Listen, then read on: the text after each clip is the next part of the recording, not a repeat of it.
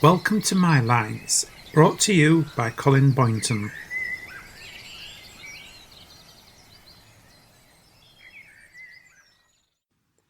Welcome to the latest episode of my poetry podcasts, a place where I share my world of words.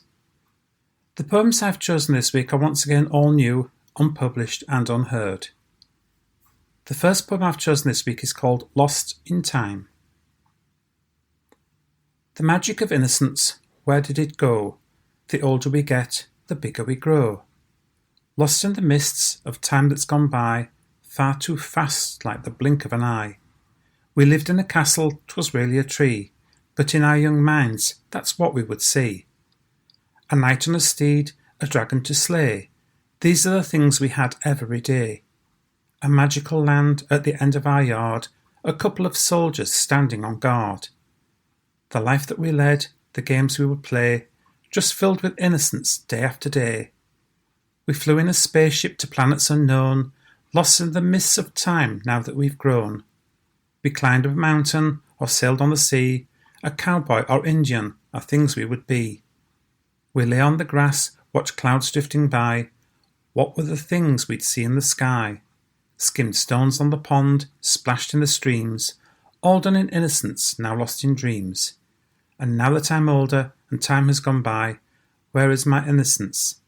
Lost for all time in the blink of an eye. My next piece this week is called This Moment in Time.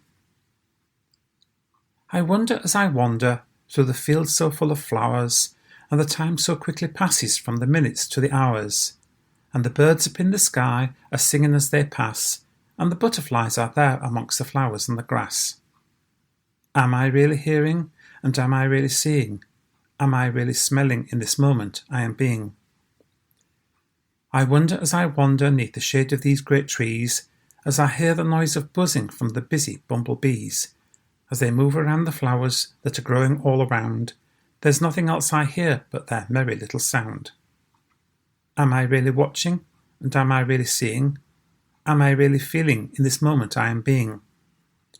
I wonder as I wander through this moment now in time, in peace and in tranquility that really can be mine. Is this really where I am, and can this all be true? Is this real, or do I dream this world I wander through? I wrote this next piece after work one evening. On my way to work one day, I saw a fox which had been hit and killed by a car, which made me realise just how fragile life can be. Fragile. Life can be so fragile, we live it as we can.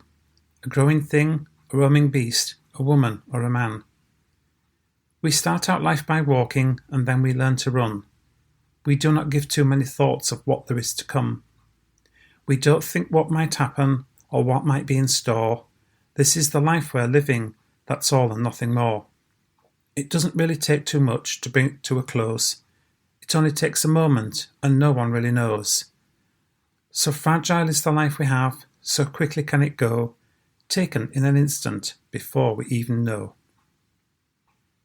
Is it just me, or are there others of you out there who cannot understand why people have to go around attached to a mobile device?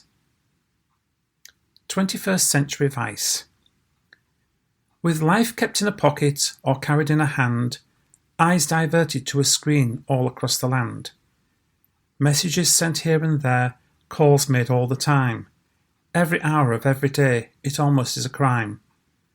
No one seems to notice the world that's all around. All they see is that small screen while they are onward bound. However would they manage without that small device? Lost within the modern world, it's now become a vice. Spend one day or just an hour, lock your screen away. See what's really out there, if only for one day. The changes we have gone through over the years can be especially noticed on our high streets, and modern technology can be blamed for much of this. Goodbye, old friend. I remember high streets back when I was small.